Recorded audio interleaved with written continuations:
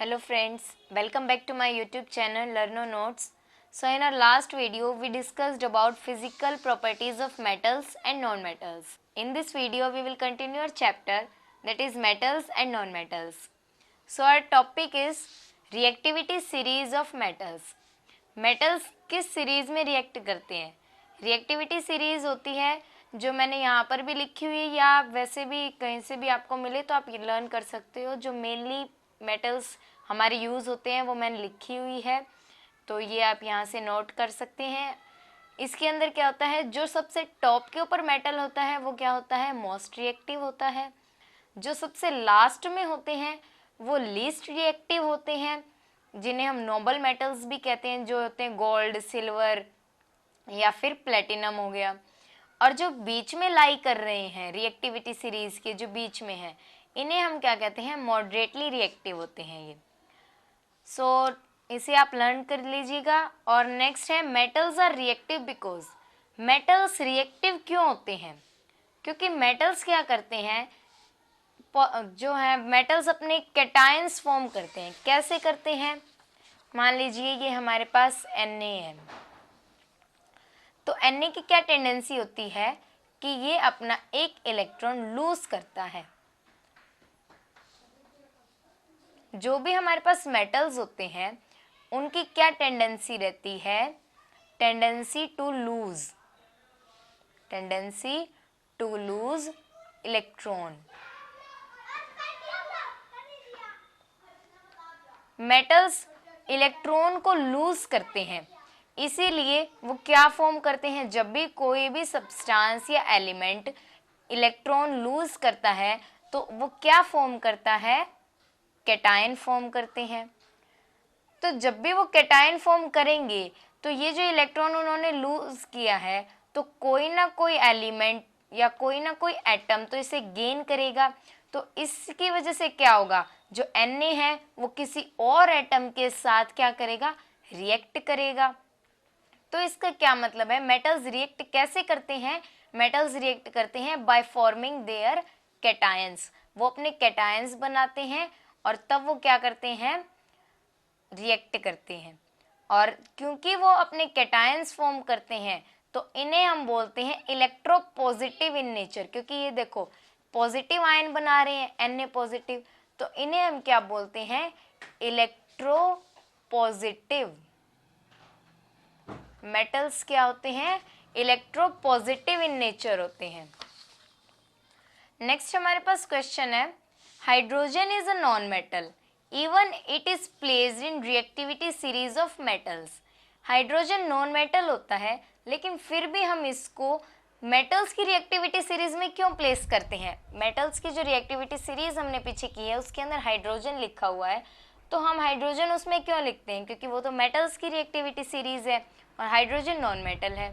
तो इसका आंसर है hydrogen behave as electropositive element like metals, as H will form H positive plus 1 electron negative. यानी कि hydrogen क्या करता है, इलेक्ट्रोपॉजिटिव बिहेव करता है। अभी हमने पढ़ा है कि जो मेटल्स होते हैं वो इलेक्ट्रोपॉजिटिवली बिहेव करते हैं, यानी कि पॉजिटिव आयंस बनाते हैं। जैसे Na ने Na पॉजिटिव आयन बनाया था, तो हाइड्रोजन भी सेम उसी तरीके से H पॉजिटिव आयन बनाता है। तो इसीलिए ये इलेक्ट्रोपॉजिटिव नेचर का हुआ और इसकी वजह से हम इसे मेटल्स की रिएक्टिविटी सीरीज में पुट करते हैं। नेक्स्ट हमारा टॉपिक है chemical properties of metal. Metal की केमिकल प्रॉपर्टीज क्या होती हैं? तो फर्स्ट है हमारे पास रिएक्शन विद ऑक्सीजन। जब भी मेटल्स ऑक्सीजन के साथ रिएक्ट करेंगे तो वो क्या फॉर्म करेंगे, ऑक्साइड्स। एग्जाम्पल है metal plus O2 will form their metal oxides. For example Na metal है plus oxygen will form Na2O which is a metallic oxide. अब नेक्स्ट इसमें एक बहुत इंपॉर्टेंट बात जो आती है वो है sodium and potassium react with oxygen even at the room temperature and are so reactive that they react violently, due to which large heat is evolved in this reaction। Sodium और potassium इतने reactive होते हैं क्योंकि हमने पीछे जो reactivity series की है सबसे ऊपर मोस्ट रिएक्टिव मेटल्स जो हैं वो क्या हैं, सोडियम और पोटेशियम। तो ये इतने ज़्यादा रिएक्टिव होते हैं कि अगर हम इनको रूम टेम्परेचर पे भी रखते हैं तो भी ये ऑक्सीजन के साथ रिएक्ट कर जाते हैं, और जिसकी वजह से जब ये ऑक्सीजन के साथ रिएक्ट करते हैं तो इतनी ज़्यादा हीट इवॉल्व होती है कि जिसकी वजह से ये फायर भी कैच कर लेते हैं। इसीलिए these are kept immersed in kerosene oil so that their direct exposure to oxygen can be avoided। इनको हम केरोसिन ऑयल के अंदर एक्सपोज करके रखते हैं ताकि इनका ऑक्सीजन के साथ डायरेक्ट कांटेक्ट को हम अवॉइड कर सकें और इन्हें फायर को कैच होने से रोक सकें। इसका एक और एग्जांपल जो हम अभी ऊपर पढ़ रहे थे कि Na+O2 किया, ये तो हमने देखा कि ये जो रिएक्शन है ये तो बहुत विग्रसली रिएक्ट करती है, यानी कि बहुत वायलेंटली रिएक्ट करती है, बहुत ज़्यादा हीट इवॉल्व होती है इस रिएक्शन में।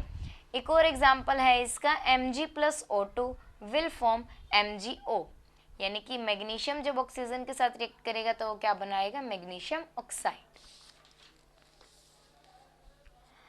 नेक्स्ट है nature of metal oxide. Metal oxide का नेचर कैसा होता है? तो मेटल ऑक्साइड्स क्या होती हैं, बेसिक इन नेचर होती है। Metal oxides are basic in nature. Metal oxides का कैसा नेचर होता है कि वो बेसिक होती हैं। अब हम कैसे पता लगाएंगे कि मेटल ऑक्साइड्स का नेचर कैसा है? तो इसके दो मेथड है। बाय डिजॉल्विंग इन H2, हम वाटर में डिजॉल्व कर लें, वाटर में सॉल्यूशन बना लें मेटल ऑक्साइड को अगर हम वाटर में डाल लेंगे तो उसका एक सॉल्यूशन बन जाएगा, फिर हम उसको लिटमस पेपर से चेक कर सकते हैं। और by reaction with acid will form salt, अगर हम इनका रिएक्शन कोई एसिड से करवा दें, अगर मेटेलिक ऑक्साइड का रिएक्शन हम एसिड से करवा देते हैं तो क्या होगा, मेटल ऑक्साइड क्या है, बेसिक इन नेचर है, रिएक्शन हम एसिड से करवा रहे हैं तो एसिड और बेस मिलके क्या बना लेंगे, सॉल्ट बना लेंगे। तो इससे भी हमें क्या पता लग जाएगा कि जो मेटेलिक ऑक्साइड हमने ली है वो क्या होती हैं, बेसिक इन नेचर होती हैं। फॉर एग्जाम्पल है इसका Na2O, जो हमने पीछे भी रिएक्शन की थी उसकी ऑक्साइड हमने ले ली, plus H2O will form 2NaOH, और 2NaOH क्या है हमारा, सॉल्ट, यानी सॉल्ट नहीं, मतलब कि ये क्या है, बेसिक इन नेचर है। NaOH हमारा क्या है, बेसिक इन नेचर है। Some metal oxides are basic and acidic both and are known as amphoteric oxides. Normally तो जो मेटेलिक ऑक्साइड्स होती हैं वो एसिडिक इन नेचर होती हैं, लेकिन जो मेटेलिक ऑक्साइड्स बोथ एसिडिक और बेसिक हों, यानी कि वो एसिडिक की तरह भी बिहेव करें और बेसिक की तरह भी बिहेव करें, तो उनको हम कहते हैं एम्फोटेरिक ऑक्साइड। और इनके एग्जाम्पल हैं ZnO और Al2O3। ये इनके दो एग्जाम्पल हैं एम्फोटेरिक ऑक्साइड के। नेक्स्ट है हमारे पास बेसिस। बेसिस क्या होते हैं, सॉल्यूबल, जो बेसिस वाटर में सॉल्यूबल होंगे उन्हें हम क्या बोलते हैं, एल्केली बोलते हैं, फॉर एग्जाम्पल NaOH या KOH। और जो इनसॉल्यूबल बेसिस होते हैं उन्हें हम क्या बोलेंगे, Al2। उनका जो एग्जाम्पल है जैसे कि Al2 है, CaOH ट्वाइस है, ये क्या है, वाटर के अंदर इनसॉल्यूबल है। नेक्स्ट हमारी जो रिएक्शन है वो है reaction of metal oxides with acid. अभी ऊपर मैंने बताया कि जो मेटलिक ऑक्साइड है वो बेसिक इन नेचर है, तो वो अगर एसिड के साथ रिएक्ट करेंगे तो वो क्या फॉर्म करेंगी, सॉल्ट प्लस H2O, क्योंकि यहाँ पर न्यूट्रलाइजेशन रिएक्शन हो जाएगी। इसका हम एक एग्जांपल लेते हैं, जैसे CaO plus HCl will form CaCl2 plus H2O। Next हम मेटल की जो रिएक्शंस कर रहे हैं उनके अंदर हमारे नेक्स्ट आती है रिएक्शन विद हाइड्रोजन। जब मेटल्स हाइड्रोजन के साथ रिएक्ट करते हैं तो वो क्या फॉर्म कर लेते हैं, hydrides. For example Na+H2 will form NaH। अब ये तो हो गया हाइड्रोजन के साथ रिएक्शन, पहले हमने किया था ऑक्सीजन के साथ, अब हाइड्रोजन के साथ। और नेक्स्ट हमारी रिएक्शन है रिएक्शन विद वाटर। वाटर के साथ जब भी रिएक्ट करेंगे तो या तो वो बनाएंगे ऑक्साइड्स या बनाएंगे हाइड्रोक्साइड्स। फॉर इसके लिए जो cold water, hot water, steam, ये अलग अलग होते कि कौन से मेटल्स कोल्ड वाटर के साथ रिएक्ट करेंगे, कौन से हॉट वाटर के साथ रिएक्ट करेंगे, कौन से स्टीम। तो जो हाईली रिएक्टिव मेटल्स होते हैं वो तो कोल्ड वाटर के साथ भी रिएक्ट कर लेते हैं। फॉर एग्जाम्पल Na और K, Na+H2O will form NaOH plus H2 plus heat energy. हमने पीछे भी किया था, सोडियम को अगर हम रूम टेम्परेचर पर रख देते हैं तो वो डायरेक्टली ऑक्सीजन के साथ कंबाइन कर जाता है, डायरेक्टली ऑक्सीजन के साथ रिएक्ट कर लेता है, वैसे ही ये कोल्ड वाटर के साथ भी बहुत जल्दी रिएक्ट कर लेता है। अगर हम कोल्ड वाटर के साथ भी रिएक्ट करवाएंगे तो भी ये बहुत जल्दी रिएक्ट करता है। तो यानी कि जो हाईली रिएक्टिव मेटल्स होते हैं वो कोल्ड वाटर के साथ ही रिएक्ट कर जाते हैं। हॉट वाटर के साथ कौन से रिएक्ट करेंगे? जो बीच में मॉडरेटली रिएक्टिव हमने जो मेटल्स पढ़े थे रिएक्टिविटी सीरीज के अंदर, वो हॉट वाटर के साथ कंबाइन करते हैं। फॉर एग्जांपल था magnesium, Mg + H2O will form MgOH twice. Next है स्टीम के साथ अगर रिएक्ट करेंगे, स्टीम के साथ कौन से रिएक्ट करेंगे? जो बिल्कुल लीस्ट रिएक्टिव होंगे वो किसके साथ रिएक्ट करेंगे? स्टीम के साथ। फॉर एग्जांपल है एल्यूमिनियम। एल्यूमिनियम कैसे रिएक्ट करेगा? Al + H2O will form Al2O3 + 3H2। अब ऊपर हमने देखा कि ऊपर तो क्या बन रहा है? सोडियम हाइड्रोक्साइड, यहाँ मैग्नीशियम हाइड्रोक्साइड और यहाँ एल्यूमिनियम ऑक्साइड। तो इसीलिए मैंने कहा था कि जब रिएक्शन विद वाटर होगा तो ऑक्साइड भी बन सकते हैं और हाइड्रोक्साइड भी बन सकते हैं। वाई अब नेक्स्ट हमारा क्वेश्चन है, why does calcium and magnesium float on the surface of water? Calcium और मैग्नीशियम को अगर हम वाटर में डालते हैं तो वो वाटर के सरफेस पे फ्लोट करते हैं। किस लिए करते हैं? Calcium and magnesium do not react with cold water, they react with hot water to form magnesium and calcium hydroxides and hydrogen. It also starts floating due to the bubbles of hydrogen gas sticking to its surface. यानी कि calcium और magnesium cold water के साथ तो react नहीं करते क्योंकि ये मॉडरेटली रिएक्टिव में आते हैं। तो ये किसके साथ रिएक्ट करेंगे? हॉट वाटर के साथ रिएक्ट करेंगे और क्या फॉर्म कर लेते हैं? मैग्नीशियम और कैल्शियम हाइड्रोक्साइड फॉर्म कर लेते हैं और साथ में क्या रिलीज होती है? Hydrogen gas. हाइड्रोजन गैस की जो रिलीज होती है वो क्या होती है? बबल्स की फॉर्म में अगर रिलीज हो रही है, क्योंकि वाटर में है, वाटर के अंदर से अगर हाइड्रोजन गैस रिलीज होगी तो बबल्स की फॉर्म में होंगी। और जो हाइड्रोजन गैस के बबल्स हैं वो कैल्शियम और मैग्नीशियम के सरफेस पर चिपक जाते हैं, जिसकी वजह से वो बिल्कुल लाइट हो जाते हैं। लाइट होंगे तो क्या होंगे? वाटर की सरफेस पर वो फ्लोट करेंगे। नेक्स्ट हमारा जो केमिकल प्रॉपर्टी है उसमें है रिएक्शन विद एसिड्स। मेटल्स जब भी एसिड के साथ रिएक्ट करते हैं तो किसकी फॉर्मेशन करते हैं? वो मेटल सॉल्ट्स। यानी कि जिस भी एसिड के साथ वो कोई भी मेटल अगर रिएक्ट कर रहा है तो वो अपना रिस्पेक्टिव सॉल्ट फॉर्म करेगा। Metals that lie above hydrogen in the reactivity series can liberate hydrogen because they have highly electropositive character, but the metals that lie below hydrogen cannot liberate hydrogen. जब भी ये reaction होगी with metals with acid तो इनके अंदर क्या होगा? जो मेटल्स रिएक्टिविटी सीरीज में हाइड्रोजन से ऊपर लाई कर रहे हैं वो तो हाइड्रोजन गैस रिलीज करेंगे, रिएक्शन करने के बाद वो हाइड्रोजन गैस रिलीज करेंगे क्योंकि वो बहुत ज़्यादा हाईली इलेक्ट्रोपॉजिटिव कैरेक्टर होता है उनके अंदर, क्योंकि वो रिएक्टिविटी सीरीज में ऊपर लाई कर रहे हैं, इसलिए वो हाइड्रोजन गैस रिलीज करते हैं। और जो हाइड्रोजन से नीचे लाई करते हैं वो हाइड्रोजन गैस रिलीज नहीं करते। सो फॉर एग्जांपल है सोडियम इज हाईली रिएक्टिव, तो Na + HCl will form NaCl + H2। H2 gas release करेगा क्योंकि सोडियम हाइड्रोजन से ऊपर लाई कर रहा है, इसलिए उसने क्या रिलीज की है? हाइड्रोजन गैस रिलीज की है।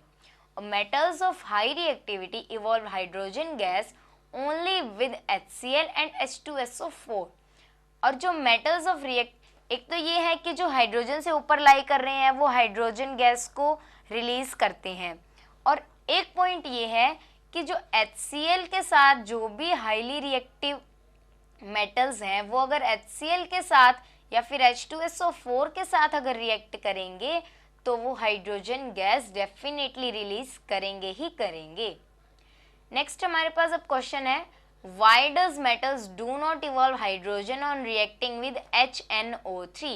HNO3 के साथ जब मेटल्स रिएक्ट करते हैं तो हाइड्रोजन गैस क्यों नहीं देते?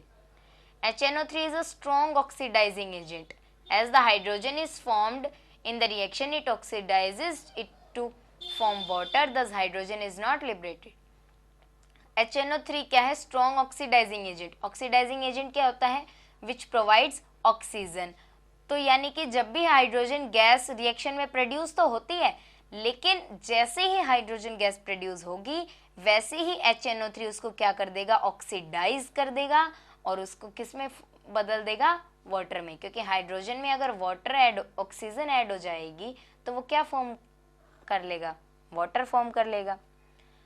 Only Mn and Mg liberate hydrogen which HNO3, ये एक्सेप्शन है कि Mn और Mg, मैंगनीज और मैग्नीशियम ही हाइड्रोजन गैस लिबरेट करते हैं जब वो HNO3 के साथ रिएक्ट करें। बाकी कोई भी मेटल्स अगर रिएक्ट करता है HNO3 के साथ तो वो हाइड्रोजन गैस लिबरेट नहीं करता।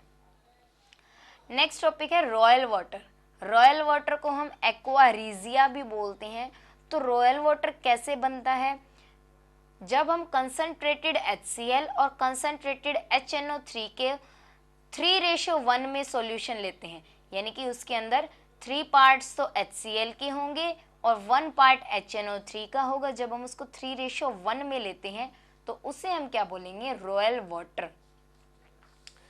रॉयल वाटर क्या होता है, वैसे तो जो हमारे नोबल मेटल्स होते हैं जैसे गोल्ड है, सिल्वर है, प्लेटिनम है, वो किसी के साथ रिएक्ट नहीं करते, लेकिन एक्वा रीजिया है जिसके साथ नोबल मेटल रिएक्ट करके क्या बना लेते हैं, क्लोराइड बना लेते हैं। For example Au plus aqua regia will form AuCl3। ये जो फर्स्टली ये जो डिस्कवर किया था कि ये जो एक्वा रीजिया Au के साथ कंबाइन करेगा या फिर नोबल मेटल्स के साथ कंबाइन करके अपनी रिस्पेक्टिव क्लोराइड्स बनाएगा, तो ये फर्स्ट डिस्कवर किया था गोल्ड स्मिथ ने। Gold Smith was a scientist who first discovered about it. अगर हम ज्वेलर की शॉप पे जाते हैं और वहाँ पर जब भी हमें गोल्ड पॉलिश करवाना होता है तो वो गोल्ड को कैसे पॉलिश करते हैं, वो गोल्ड को एक्वा रीजिया के सॉल्यूशन में डाल देते हैं, जिससे जो गोल्ड के ऊपर की एक लेयर जो होती है वो क्लोराइड बना लेती है।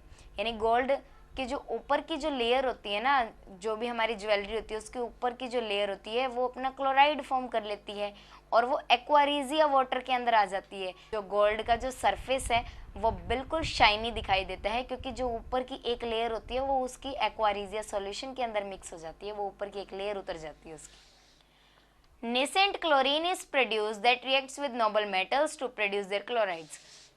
जब भी एक्वा रीजिया नोबल मेटल्स के साथ रिएक्ट करता है तो नेसेंट क्लोरीन प्रोड्यूस होती है। क्लोरीन प्रोड्यूस होती है जो क्या करती है, नोबल मेटल के साथ रिएक्ट कर जाती है और रिएक्ट करने से वो क्या बना लेते हैं, अपने क्लोराइड्स बना लेते हैं।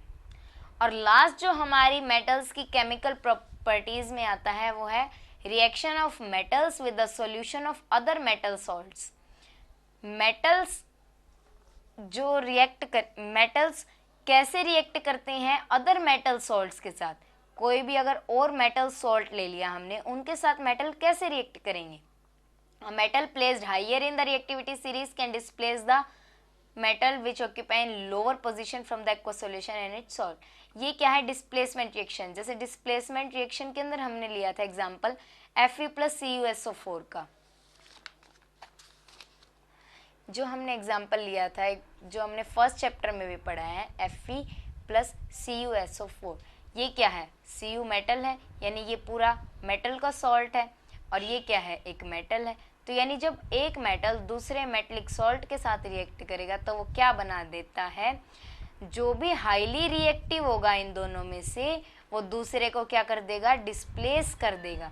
यानी यहाँ पे क्या बन जाएगा, FeSO4 plus Cu less reactive metal को डिस्प्लेस कर देगा और खुद उसकी जगह पर आ जाएगा। तो ये थे हमारी मेटल्स की केमिकल प्रॉपर्टीज, कैसे वो केमिकली रिएक्ट करते हैं। तो इसके आगे के जो टॉपिक्स हैं वो हम अपनी नेक्स्ट वीडियो में डिस्कस करेंगे, और आपको कोई भी डाउट हो तो आप कमेंट बॉक्स में लिख सकते हैं। Thank you.